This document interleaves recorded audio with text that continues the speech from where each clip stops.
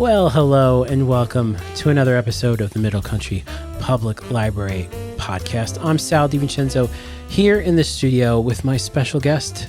As promised to many of our listeners and viewers that we would do more of history here on the podcast, I've brought Jimmy back because it can only mean one thing if Jimmy is here. This Week in History. And it's been a while, Jimmy. Yeah, it's been a couple months, right? It's been a couple months. So welcome back. We did Thank do, you. You were here for the beginning of our Spooktober. You did some spooky spots. Yep, some spooky some Long Island haunted spots. places. Yep. But now we're getting back into the swing of things. It is right. November. Mm-hmm. Can you believe it? It's wild. It is November. And if you're watching us on YouTube, we greatly appreciate it. Thank you for stopping by. And if you want to, hit the like button if you like what we see, and hit subscribe because the year's not over yet. We got some great stuff. Even though Spooktober's done, we're going to be doing some special stuff. Plenty of good stuff in the coming near up. future. So definitely take advantage of that. Yes. And we're going to jump right in. And now, for those of you joining us for the first time on the podcast, how dare you? No, but if you're joining us and you don't know what This Week in History is, Jimmy, you have selected a number of historical events that have taken place this week. When this podcast is coming out November this week. 3rd through 9th. November 3rd through 9th. Yes. All right. So let's get to it. Shall we dive in? I have no idea what you're going to talk about. All right. Here we go. All right. November 3rd, 1948. Yes. The Dewey defeats Truman banner headline appeared on the front page of the Chicago Tribune newspaper. How about that? Harry Truman actually defeated Republican candidate Thomas E. Dewey for the presidency, but for some reason, I guess they thought it looked like it was going towards Dewey, but then results came in and Truman won the day. And now back then, right, they had to have it ready to go because they wanted to be the first. They wanted to, and they were incorrect. So, they were very incorrect. They're very wrong. Wrong. You're wrong, sir. Little Willy Wonka there for you. November 3rd, 1957, Soviet Russia launched the world's first inhabited space capsule, Sputnik 2, which carried a dog named Laika. Oh, no. This is such a sad story. But I forget, did the dog... No, the dog died. The dog died. I think that might have been on re-entry. I think the dog survived on going into space. The dog did survive going into space. They didn't have a plan for the dog to come back home. Right. So, sorry, Laika. Oh, it was not on re-entry? I thought the dog came back, but it crashed or something. Oh, that's possible. Maybe I'm wrong. I don't know. No, I guess I should have looked into that a little more. I'm just going to say that the dog did not make it. And just leave it at that. Very sad. Yeah, very sad. November 3rd, 2014, One World Trade Center officially opened in New York City on the site of the Twin Towers. And of course, next to that is the 9/11 Memorial Museum. So definitely a solemn place to visit. Definitely. November 3rd, 2016, I remember watching this game. Oh, a game. The Chicago Cubs won their first World Series title since 1908. It was a curse. Snapping their 108-year curse. Should have been 95 years, but if you remember in the 2003, I think it was the NLCS, the famous Steve Bartman, I forget who the Cubs were playing, but one of the opposing team's players hit the ball and one of the Cubs went to catch it, but one of the Cubs fans, Steve Bartman, put his glove out and it wasn't an out or something. So all because of that guy, not that we're blaming you. No. But it was it's what happened. Didn't he die in that tragic accident? He somehow ended up inside a dishwasher and they closed it and they ran the cycle? No? That's not it? Oh no, I don't recall that one. But it's like an accident. I don't know how he got in there. Oops. But nevertheless, the Cubs ended up winning their first world title in 108 years. 108 years. November 3rd, 1964. This is a very interesting one. Washington, D.C. residents cast their first presidential votes since 1800. Oh, wow. So the district was put under the jurisdiction of Congress, which terminated D.C. residents' voting rights in 1801. In 1961, the 23rd Amendment restored their rights and allowed D.C. voters to choose electors for the Electoral College based on population, with a maximum of electors as many electors as the least populated state. So that was which state? That was actually today they have over 550,000 residents, and they have 3 electoral votes, just like Wyoming, America's smallest state population-wise. And the majority of DC's residents are African Americans, and they have voted overwhelmingly for Democratic candidates in past presidential elections. Wow. So there you go. Isn't that something? That is something. Here we go. November 4th now. November 4th, 1842. I had to throw this one in here. Here we go. Abraham Lincoln married Mary Todd in Springfield, the wedding? You're going to bring that up? Well, they had a tumultuous courtship. Did they have a tumultuous? Yeah, I think they were engaged, and then they broke off. Lincoln went into a huge depression, and then they reconciled and got married. So I don't know anything about his personal life. Oh yeah. He was very melancholic, and they some people today think he was depressed, and really, yeah. So do we know why they broke up? I think I did know it, but at the moment it's evading my memory. But I just know they did break up, and I think it was the hat. It was the hat. She didn't like the hat. The hat was just, and he said, "I will not stand for a woman that does not like my tall hat." Exactly. November 4th, 1862, Richard Gatling patented his first rapid-fire machine gun, which used revolving barrels rotating around a central mechanism to load, fire, and extract the cartridges. The Gatling gun. So imagine, that's during the American Civil War. Yes. And they had that. Yes. So I don't think that was used all that often, because I figured that would have probably changed the game if... I think I saw one because... last month I was at the National Civil War Museum. I think they have one there. And they got one. Yeah. I got to go back there. You got to go back there. You mentioned things that I don't remember seeing. I know, and I tell you, I say, hey, I've been there. And you're like, where is that? Harrisburg, Pennsylvania. Yeah. November 4th, 1922, King Tut's tomb was discovered at Luxor, Egypt by British archaeologist Howard Carter after several years of searching. The Child King, I don't know how to say this, Tutankhamun, that's it, became pharaoh at age 9 and died around 1352 BC at age 19. Yeah. The tomb was found mostly intact, containing numerous priceless items, now exhibited in Egypt's National Museum in Cairo. Yeah. How nice. Take up a dead body and just desecrate it.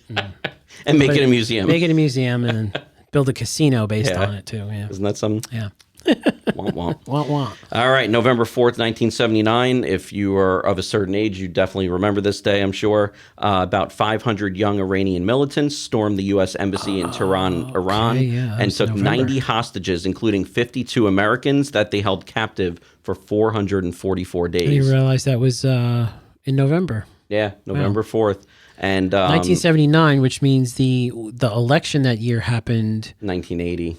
1980, and they were released on over a year after. It was on January 20th when it was after Reagan was given the oath. The oath. They released them. So they were in there for over a year. Mm-hmm. Wow. Yeah, and that reminds me of the movie Argo. Yes. Remember Argo? I remember Argo. That was where some of the Americans were able to take residence with the Canadian ambassador, I think it was, and then they sent in a CIA agent who gave them false names and identification, and they were able to get them out of there without the Iranians under knowing. The guise that it was a movie. A movie, they were filming a sci-fi film, and they even got like Hollywood costume people involved, makeup people. It's wild, and it worked. Yeah, I also read the book. Very good book. Yeah, very good movie. Very good movie. Ben Affleck. Check it out. Yeah, 2012, I think it was 2013. He hit home run on that one. November 4th of 2008, Barack Obama was elected as America's first black president. And then we go to November 5th, 1872. Yes. Susan B. Anthony casts a vote, prompting her arrest. In later testimony, Beverly Jones, a Rochester poll official in the election that pitted incumbent President Ulysses S. Grant against Horace Greeley, I think it's he actually, described the confrontation with Anthony. Mm-hmm. I made the remark that I didn't think we could register her name, Jones wrote. She asked me upon what grounds. I told her that the Constitution of the state of New York only gave the right of franchise to male citizens. She asked me if I was acquainted with the 14th Amendment to the Constitution of the U.S. I told her I was. According to Jones's written testimony, Anthony had approached him in a barber shop, set up a voter registration site a few days before the election, and challenged him about the 14th Amendment, which guarantees many rights to citizens. That's right. And here Jones wrote, she wanted to know if under that she wanted to know if under that she was a citizen and had a right to vote. At this time, the election supervisor said, "Young man, how are you going to get around that? I think you will have to register their names," or something to that effect. Anthony, who attempted to vote along with 14 other women, none of them were indicted, was taken to jail on December 26, 1872. In her federal court case in June 1873, Anthony unsuccessfully argued that the 14th Amendment gave her the right to vote as a citizen of the U.S. Judge Ward Hunt instructed the jury to issue a guilty verdict without any deliberation. Anthony was found guilty and fined $100, but she ended up never paying it. Okay. And I think the attorney that she had was Ruland, Judge. What was his name again? It's Ruland Road. No, I'm sorry, Selden. Selden. Judge not Selden. Ruland, not Ruland. Oh, Judge Selden. Selden, H.R. Selden, I think, Okay. or something like Named that. after Selden. And he was her attorney. Oh, wow. This is what Selden is named after because he said he was going to do something nice with it or something. Okay. And so Selden was named after him. Yes. Who was the attorney for Susan B. Anthony. You know, before it was named Selden, though, it was Old Westfield. Old Westfield, yes. Yes. And do you know what Center Each was? New Village?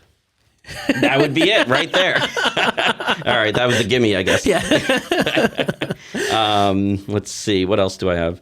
November 5th, 2009, the Army major who went on a shooting spree, killed 13 people Oh, my goodness. in Fort Hood. That was a terrible That was tragedy. 2009? That was, yeah. It feels like it was yesterday. I know. It's unbelievable. Man. Of course, I had to throw this one in. November 6th, 1860. Oh, we're in the 1860s. You know what Abraham that means. Lincoln was elected as the 16th president of There the he United is. States and the first Republican to win the presidency. He received 180 of 303 possible electoral votes, and he received 40% of the popular vote. Wow. Yeah. It was a lot of candidates that year, I think. sure. Yeah, they had Republican, Democrat, then they had like constitutional one, then they had, there were like a lot of Southerner ones Yeah, too. yeah, so yeah, of there was course, like yeah. Union, Southern, I don't know, it was a lot going on. And he won it. Then, of course, November 6th, 1861, Okay. Jefferson Davis was elected the Confederate president. When the southern states began seceding after the election of Lincoln in the winter of 1860 and 61, Davis suspected that he might be the choice of his fellow Southerners to be their interim president. When the newly seceded states met in Montgomery, Alabama in February of 1861, they decided just that. Davis expressed great fear about what lay ahead, and he was quoted as saying, "Upon my weary heart was showered smiles, plaudits, and flowers, but beyond them I saw troubles and thorns innumerable." Yes. Innumerable thorns. Innumerable thorns. But certainly. on November 6th of that year, he was elected to a 6-year term 6-year term. as established by the Confederate Constitution. Wow. He remained president until May 5th, 1865, when the Confederate government was dissolved. Dissolved, yes. Never again. Because of Lincoln. Lincoln. Yeah. So let's go to November 6, 1962. Okay. The UN General Assembly adopted a resolution condemning South Africa for its apartheid policies and recommended economic sanctions. So that was 1962. November 7th, 1837, we're almost at the end of the week here, a pro-slavery mob attacked and killed American abolitionist Eli Lovejoy at his printing works in Alton, my Illinois. goodness. Yeah. I mean, God, can you imagine? This- That's just insane. Crazy. This is an interesting one, too. November 7th, a lot of election ones. Yes, this of one. course. This week. It's this week. It's so, this week, yeah. November 7th, 1916, Jeanette Rankin, who I believe we did a History Bites about, if I'm not mistaken. did, yes. She became the first U.S. Congresswoman. She was a dedicated pacifist. Her first vote as a U.S. Congresswoman was against entry of the U.S. into World War I. Many supported her courageous stand, though others claimed her vote showed that women were incapable of shouldering the difficult burdens of national leadership, despite the fact that 55 men had also voted against the war. So you can't really use that argument. The news. Yeah. Rankin's vote against World War I contributed to her defeat in her 1918 re-election bid. For the next 20 years, she continued to work for the cause of peace. Ironically, she did win a seat in the House of Representatives in 1940, just as the nation was about to enter World War II. Wow. And following the bombing of Pearl Harbor in December of 1941, she became the only person in the history of Congress to vote against U.S. entry into both world wars. Oh, wow. Isn't that something? She had the opportunity to do that, and she did it. Yeah, and this time she was, and she was from Montana, she cast the sole dissenting vote for entry into World War II. Wow. Yeah. Interesting. Yeah. Let's see, November 7th, 1917, Russian Bolsheviks overthrew the provisional government in Petrograd. That's an interesting one. The Council of People's Commissars was then established as the new government of Russia, with Nikolai Lenin as chairman, Leon Trotsky as foreign commissar, and Joseph Stalin as commissar of nationalities. This event was celebrated each year in the former USSR with parades, massive military displays, and public appearances by top Soviet officials. All winners. Yeah, really. Dear God. November 7th, 1944, President Franklin Roosevelt was elected to an unprecedented fourth term, defeating Thomas E. Dewey. Roosevelt ended up dying less than a year later on April 12th, 1945, just as World War II was starting to wind down. I don't know why I included this one. I just always get a kick out of it. November 7th, 1962. Richard Nixon told news reporters in Los Angeles, just think how much you're going to be missing. You won't have Nixon to kick around anymore because, gentlemen, this is my last press conference. His statement came the day after he lost the election for California governor to incumbent Edmund G. Brown. In 1968, he re-entered politics and won the presidency, defeating Hubert H. Humphrey. And, of course, he was reelected in 1972, but had to resign as a result of Watergate and the impeachment proceedings that were occurring at that time. I swear this is mostly election stuff. I apologize, but it's very important stuff. November 7th, 1967, Carl Stokes became the first African-American mayor in the United States. Imagine that. 1967. He was elected mayor of Cleveland, Ohio. Nice. November 7th of 1989, L. Douglas Wilder became the first African-American governor in U.S. history, elected governor of Virginia. Nice. It's amazing. It took so long. It's weird. Yeah. So now we're going to go to a big one. And I remember this one. This is my first election that I voted in. Okay. Bush Gore, November 7th, 2000. It was too close to call. Gore was the sitting vice president to then President Bill Clinton, while Bush was the governor of Texas and the son of former President George H.W. Bush. Yes. In the national popular vote, Gore received 48.4%, while Bush received 47.9%, losing by over 540,000 votes. As we know, U.S. presidents are chosen by the Electoral College, in which electoral votes are assigned to states based on their population and then awarded as a lump sum to the winner of the popular vote in that state. Currently, it takes 270 electoral votes to win. So on election night 2000, by the end of the night, Gore's tally stood at 250 and Bush's stood at 246, with Oregon, Wisconsin, and Florida too close to call. Oregon and Wisconsin eventually went to Gore in the following days, but Florida's 25 electoral votes made it key to victory for both candidates. The initial result there put Bush in front, but it was close enough to trigger an automatic recount. Yes. In the ensuing saga involved multiple legal battles, recounts, and calls for further recounts, and numerous debates about the methods used to record votes. Of course, we remember the Hanging Chads in Florida. Chads, yes, they're a great band, I tell you. I think it was Did you see them live?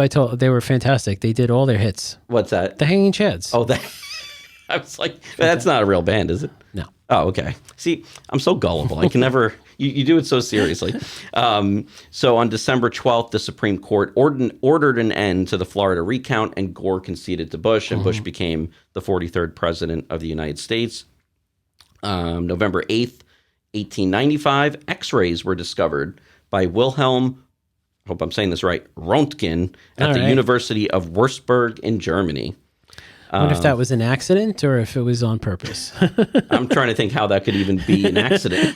How do you just stumble upon x-rays? It's like, Wilhelm, I can see your insides. I see the bones. Yes. I see them. I turn that thing off. You're getting radiation. So November 8th, 1939, an assassination attempt on Hitler failed. I'm not even going to try to Pronounce that name. Burger Braukeller Okay. in Munich. A bomb exploded soon after Hitler exited following a speech commemorating the 1923 beer hall putsch. I'm not sure I'm saying that right either. 7 others were killed. Wow. November 8th, 1942, Operation Torch. The Allied landings in North Africa began as 400,000 soldiers under the command of General Dwight D. Eisenhower landed at Morocco and Algeria. November 9th, 1872, the Great Boston Fire started in a dry goods warehouse, then spread rapidly in windy weather. Was dry goods. And that's If the it problem. was, that was the problem. Destroying nearly 800 buildings. Yeah. The damage was estimated at more than $75 million. Wow. The fire's bright red glare could be seen in the sky for nearly 100 miles. That's Yeah, that is something. That's something. Let's see, I got a few more left. November 9th, 1918, German Kaiser Wilhelm II abdicated his throne in the closing days of World War I and fled to Holland.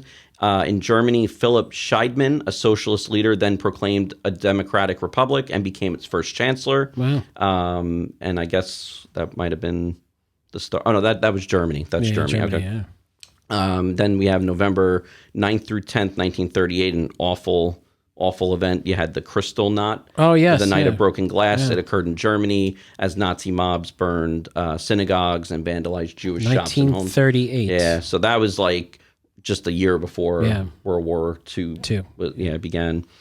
I'm guessing my parents probably remember this one. November 9th, 1965, at 5:16 p.m., the Great Blackout of the Northeast began as a tripped circuit breaker at a power plant on the Niagara River. Yep. Niagara, I said that Niagara, funny. yeah. Caused a chain reaction, sending power surges, knocking out interconnected power companies down the East Coast. The blackout affected nearly 30 million people, 1/6 of the entire U.S. population, and the electricity also failed in Ontario and Quebec. Yeah. So it was all the way up Starting there. point, yeah. And then we're going to finish with this lovely event, November 9th, 1989. What do you think it is? Does it have something to do with hockey? No, not All at right. all. No. Okay, what is it? The Berlin Wall was Oh. opened after standing for 28 There you go. years as a symbol of the Cold War. The 27.9-mile wall had been constructed in 1961, and now they were allowed to pass Yes. between West and East I Germany. think David Hasselhoff was there. Is that right? I think so. Really? Yeah. Like, are you joking? You know, David Hasselhoff Yeah. is, he sang, he was a musical artist, and he was incredibly popular in Germany. Oh, wow. And I think there's a video out there. I mean, if I could find it, I'll put it up, or a picture of when the Berlin Wall fell. He was like one of the performers. Wow. Yeah. What a nice little tidbit Little there. tidbit. David Hasselhoff. would've Kit thought? wasn't there, though. If Kit was there, I would have lost it. Is that the car? That's the car. That's the car. Definitely the car. All right. Very good. That's all I got. Well, Yeah. thank you, You're welcome. Jim, for all that history this You're week. welcome. Absolutely. And full disclosure, because you did mention a lot of things about the election, we are recording this before the current election. So we don't know what has happened.